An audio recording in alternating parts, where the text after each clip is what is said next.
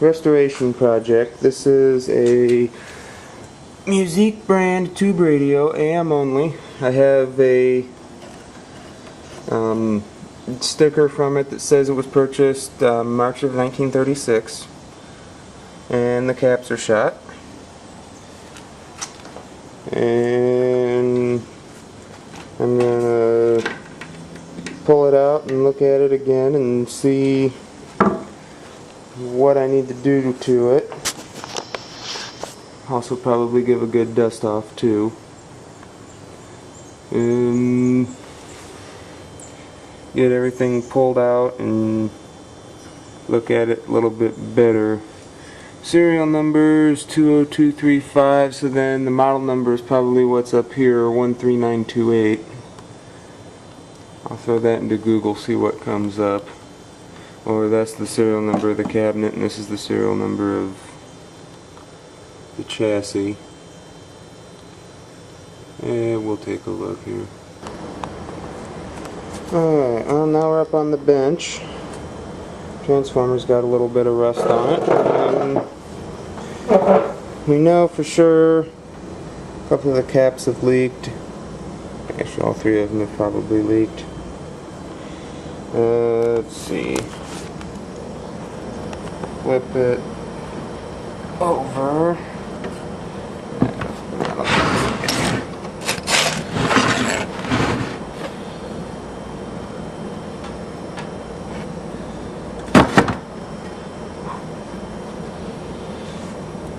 Let's see what we've got under here.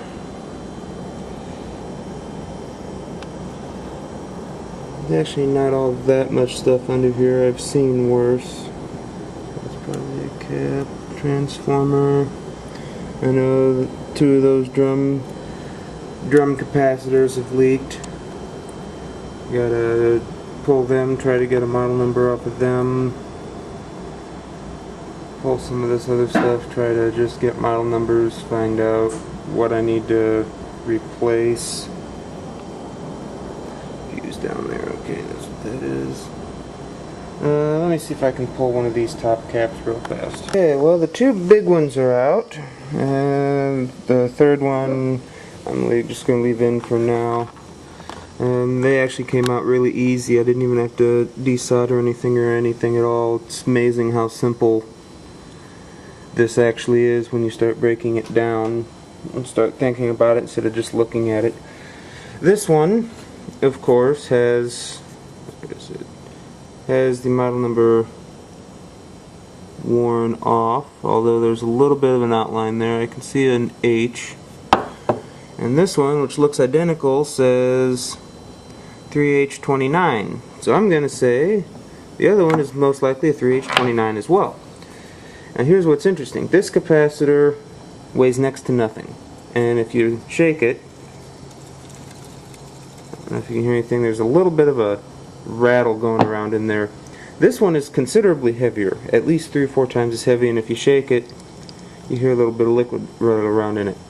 But up on the top you can see where it has leaked a little bit, or maybe it's just residual leakage from the other one getting on it. I don't know. I'm going to jump online, see if I can have any luck locating replacements for those, and if I can, then maybe move forward a little bit on this. There's just a lot of stuff that I still don't know what it is, but we'll work with it. Looks like that's just a ground bar there. Okay, not sure what these are. I'm going to have to pull one of them, find out what that is. This really, on this side at least, is extremely simple. What's over on this side? Probably pain. A lot of pain. And even on this side it isn't too bad. Let's see, this does say Sprague 1962 on it. In 1962, though, I don't believe there were anything tube radio wise, so I'm believing Sprague 1962 is just a model number of some kind, since I have info that this came from Sears in 1939. So I highly doubt that this was made in Sprague in 1962, but anything is possible. So this side doesn't look that bad. Got some corrosion from more caps that have leaked. 1, 2, 3, 4, looks like 5 capacitors, something down there that I'm not sure what it is. Another thing that I'm not sure what it is because there's nothing on the outside. So really, these are such a simple design, they're really not that hard to work on or mess with.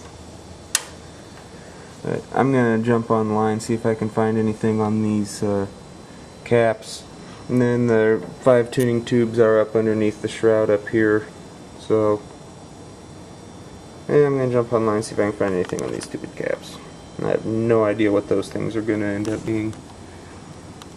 They're wired in series. I'm assuming they're caps, but at this point, who knows? They're going to be fun to get out of there, though. Well, I might be able to drop one of those real quick here. Let's see.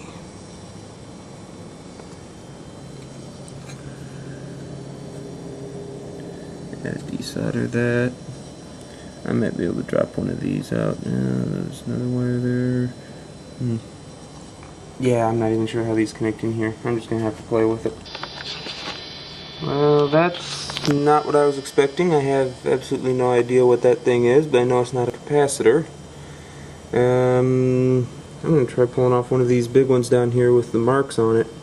That may not be anything to do with actually whatever's underneath there. That may be one of the caps on top that leaked, but there's no trail going the rest of the way. But that could be from something completely outside the chassis, because it runs all the way along up here and there's no marks there.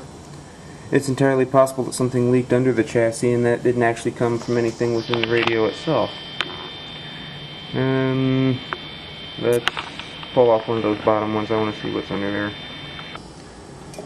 there. Okay, and this gets more and more fun here. I'm really at this point not sure that even came from anything on the radio. Again, that's not a capacitor, and there's no indication of anything on the inside that if it was, it leaked. So I'm really not sure where that came from.